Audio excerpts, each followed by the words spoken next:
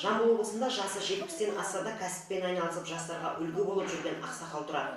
Қол қусырып қарап отыруды жөн көрмеген қария қоян өсіруді қолға алған. Қартайғанда қой емес қоян баққан қарияға талай адам таң қалғаны рас.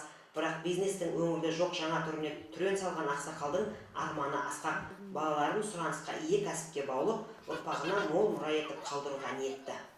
Мен осы жазғы каникулда атама келіп көмектесуге келдім.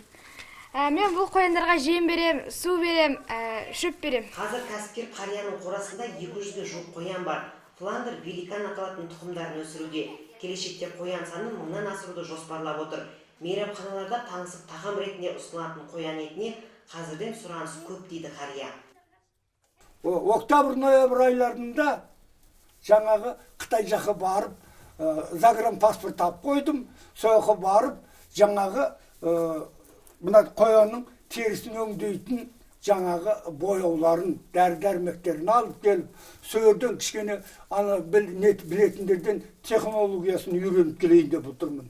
Еңбекқор қарияның ел сүйсіндірген тірлігі бұл ғана емес, ауыл шетіндегі су бармайтын құрғақ алқапқа көшет егіп, қалың баққа айналдырыпты.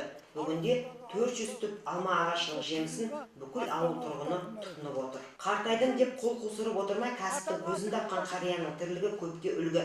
Еті де, терісі де кәдеге жарайтын қоян өсіруге ниетті жастар болса, білгенімен бөлісуге қашанда әзір. Гүлбаршын Құланбаева, Сана Сатылғанов, Жамбыл облысы.